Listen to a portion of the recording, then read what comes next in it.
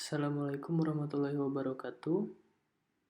Di video ini saya akan menjelaskan tentang penyelesaian dari soal tugas besar Propstat yang telah diberikan oleh Ibu Nisa sebagai dosen mata kuliah Propstat. Untuk nomor 1 bisa kita lihat soalnya di sini. Misalkan dua buah peubah acak gabungan X dan Y memiliki fungsi peluang yang dituangkan ke dalam tabel berikut. Jadi di sini ada tabel X dan Y, X pada baris dan Y pada kolom, dengan nilai X 0 sampai 2 dan Y juga 0 sampai 2. Nah, berikut di dalam ini adalah nilai-nilai peluang dari perpotongan X dan Y. Oke. Jadi di soal nomor 1 ini masuknya ke materi tentang bivariate. Oke. Soal A, tentukan marginal probability untuk peubah acak X dan Y. B, apakah peubah acak X dan Y saling bebas atau bisa kita sebut dengan independen? Yang C, tentukan EX, EY, dan EXY. Jadi di sini kita akan menentukan ekspektansinya. Yang D, tentukan covariance XY dan correlation dari XY. Oke, masuk ke penyelesaiannya. So, kita lihat di sini. Pertama, kita ketahui dulu. Yang kita ketahui adalah tabel yang telah diberikan tadi. Terus yang ditanya pertama adalah marginal PMF dari X dan Y. Nah, apa itu marginal PMF dari X dan Y? Jadi, dari tabel ini kita akan mencari nilai PMF dari masing-masing nilai X dan dari masing-masing nilai Y yang disebut dengan marginal. Nah, pada saat nilai X-nya itu bernilai 0, nilai marginal PMF-nya adalah 4/9. Dari mana kita mendapatkan ini? Kita mendapatkannya dengan cara menjumlahkan semua nilai peluang yang ada pada baris X sama dengan 0, yaitu peluang 0,0, peluang 0,1, dan peluang 0,2. Bisa kita lihat di sini nilainya 2/9 ditambah 1/9 ditambah 1/9. Total peluang pada X sama dengan 0 adalah 4/9. Nah, itu pun dengan peluang X sama dengan 1. Kita akan menjumlahkan P1,0 ditambah P1,1 ditambah P1,2 yang nilainya 1/9 ditambah 1/9 ditambah 1/9. Hasilnya adalah 3/9 atau bisa kita bulatkan menjadi 1/3. Oke. Untuk PX2 sama caranya, kita hanya menjumlahkan 2/9 ditambah 0 ditambah 0. Hasilnya 2/9 itu sendiri. Oke. Dan ini barulah nilai dari marginal PMF untuk variabel X. Nah, bagaimana dengan variabel Y-nya? Untuk variabel Y, bisa kita lihat di sini, pada saat Y sama dengan 0, maka yang kita jumlahkan adalah P 0,0 ditambah P 1,0 ditambah P 2,0. Nah, posisinya kalau di tabel di mana? Kita lihat di sini pada kolom Y sama dengan 0. Kita jumlahkan semua yang ada pada kolom ini dari atas ke bawah. Nah, P00 2/9, P10 1/9, P20 2/9. Totalnya yang kita dapatkan adalah 5/9. Kemudian untuk mencari peluang pada saat Y-nya 1, kita jumlahkan kolom yang ini. 1/9 ditambah 1/9 ditambah 0. Hasilnya 2/9. Nah, pada saat Y-nya 2, PMF marginalnya kita jumlahkan kolom pada saat Y-nya 2, yaitu 1/9 tambah 1/9 ditambah 0. Hasilnya juga akan menghasilkan 2/9. Oke, itu merupakan cara penyelesaian untuk soal 1A. Lanjut ke soal B. Apakah X dan Y saling lepas atau independen? Di sini kita membuktikan apakah X dan Y itu independen dengan suatu syarat. Syarat untuk menyatakannya itu independen adalah apabila PMF X, Y, peluang X, Y itu sama dengan peluang marginal X pada variabel observasi X yang sama dengan Px, Y ini dikali peluang Y pada saat nilai Y-nya itu sama juga dengan Px, Y ini. Nah, kita ambil sampel pada saat P 0,0. Nah, maka apabila dia independen, seharusnya nilainya sama dengan PMF marginal dari X sama dengan 0 dikali PMF marginal dari Y sama dengan 0.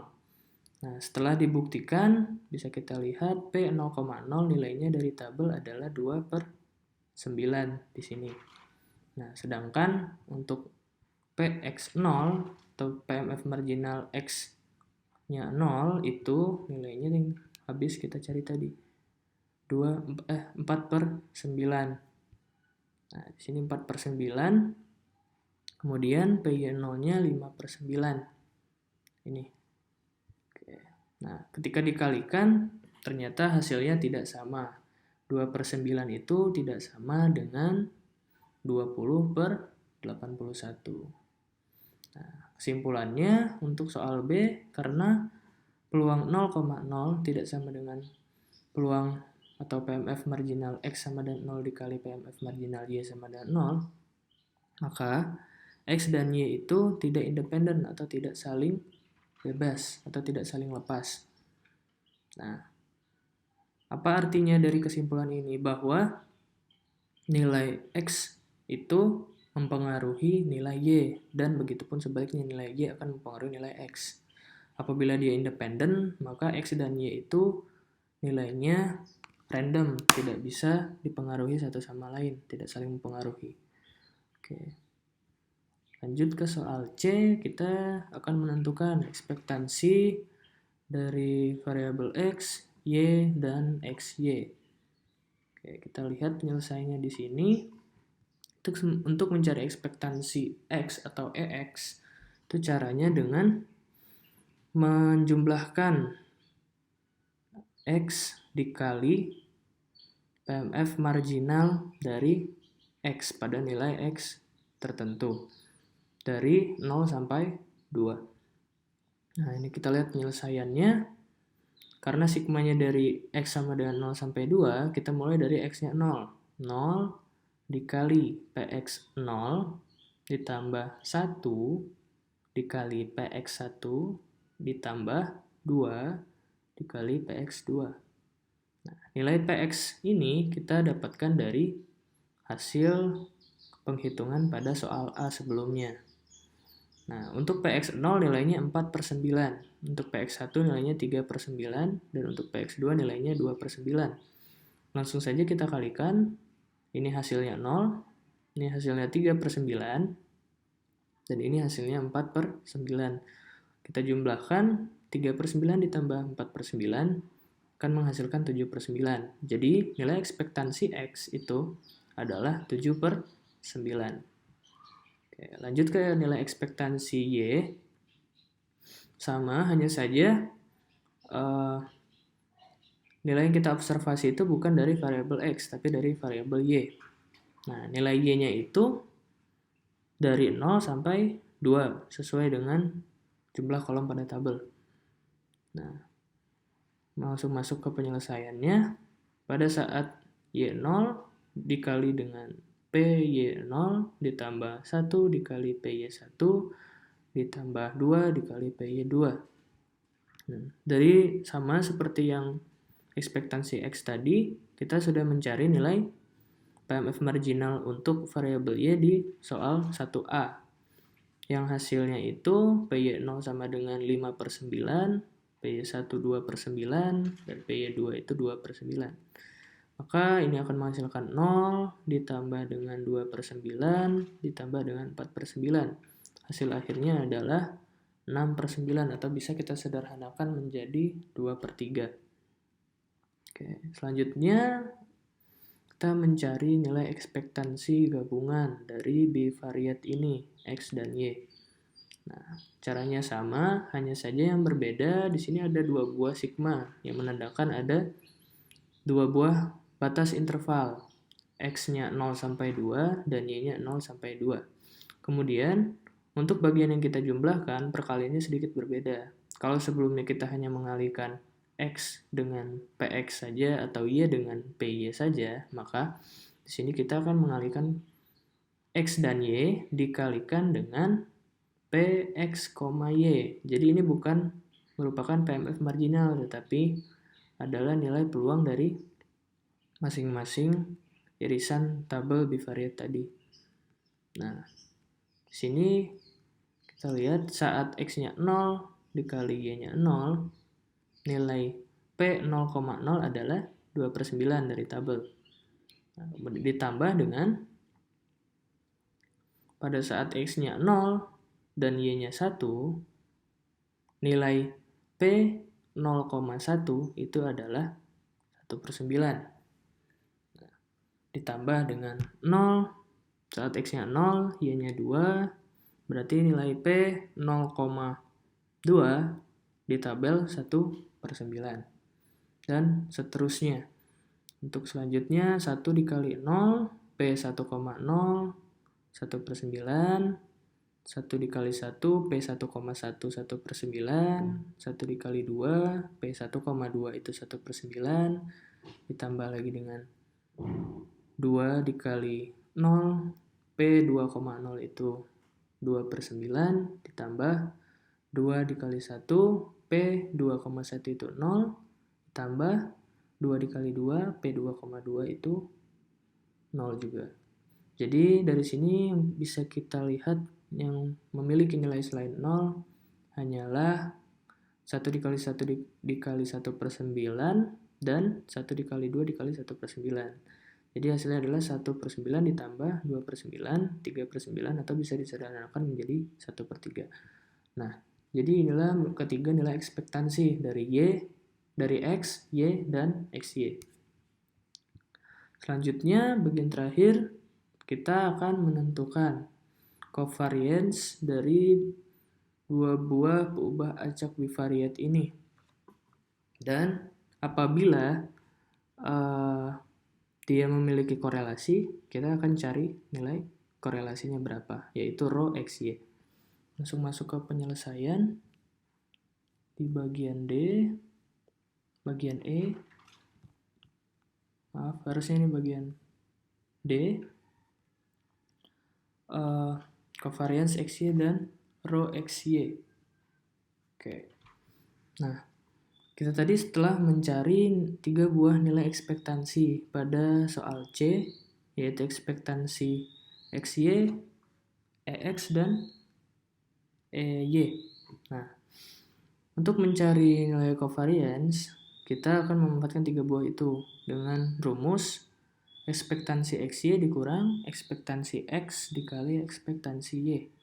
Nah, setelah kita dapatkan tadi nilainya untuk ekspektansi XY 3/9 dikurang dengan ekspektansi S-nya 7/9 dikali dengan ekspektansi Y 6/9. 7 dikali 6, 42, 9 kali 9, 81. Nah, disamakan penyebutnya, jika ini 81 maka atasnya dikali 9. 3 dikali 9, 27, 27 dikurang 42, 15. Negatif 15/81.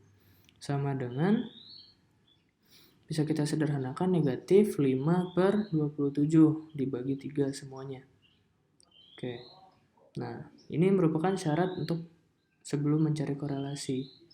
Karena covariance dari X-nya tidak sama dengan 0, maka X dan Y itu memiliki korelasi satu sama lain.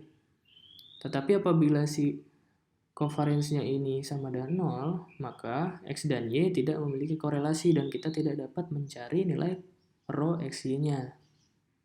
Nah, sebelum mencari korelasi, kita lihat dulu di sini rumus untuk korelasi itu adalah covariance dari XY dibagi standar deviasi dari X dikali standar deviasi dari Y. Untuk mencari standar deviasi, tentunya kita harus mencari variansinya dulu. Kita cari satu-satu variansi X dan Y. Sebelum itu juga kita memerlukan nilai ekspektansi dari X kuadrat dan ekspektansi dari Y kuadrat. Untuk X kuadrat sama dengan sigma dari X sama dengan 0 sampai 2, X kuadrat dikali PMF marginal dari X. Dengan nilai observasi bergantung pada nilai X kecil. Nah, kita peroleh di sini nilai EX kuadratnya itu 11/9. Nilai EY kuadratnya 10/9. Nah, kemudian kita cari variansi atau sigma kuadrat. Sigma kuadrat X atau variansi dari X itu kita selesaikan dengan cara ekspektansi X kuadrat dikurang dengan ekspektansi X dikuadratkan. Ekspektansi X kuadratnya kita peroleh 1/9. Ekspektansi X-nya 7/9 kita kuadratkan. 7/9 dikuadratkan jadi 49/81. Samakan penyebut. 81 atasnya dikali 9 jadi 99. 99 dikurang 49 menghasilkan 50/81. Itu merupakan nilai variansi untuk X. Untuk nilai variansi Y-nya, EY kuadrat dikurang EY dikuadratkan, 10/9 dikurang 6/9 dikuadratkan, 6 kuadrat 36, 9 kuadrat 81, kita samakan penyebut, atasnya dikali 9 jadi 90, 90 dikurang 36, hasilkan 54/81. Oke. Selanjutnya setelah mendapat variansi, karena yang kita gunakan adalah standar deviasi atau sigma saja, maka harus kita akar kuadratkan dulu nilai variansinya. Nah, nilai variansi X tadi kita peroleh 50/81, maka standar deviasinya itu adalah akar dari 50/81. Akar dari 50 menghasilkan 5 akar 2, akar 81 menghasilkan 9. Jadi standar deviasi untuk X adalah 5 akar 2/9.